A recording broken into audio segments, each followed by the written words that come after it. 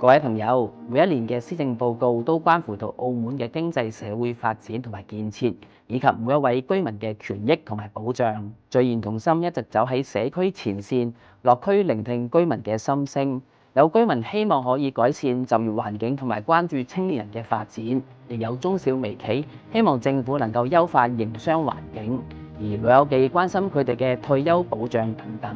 呢一啲唔係數據，而係每一位居民每日嘅生活感受。而政府即將推出新一年度嘅施政報告，聚言同心，希望能夠聽到大家嘅心聲，你嘅意見可以成為推動政策嘅力量。請大家掃一掃二維碼，或者按入留言區連結，將你嘅意見話俾我哋聽。我哋會集中將大家嘅諗法帶入議會，讓政府嘅政策更好地接地氣，反映社會嘅訴求。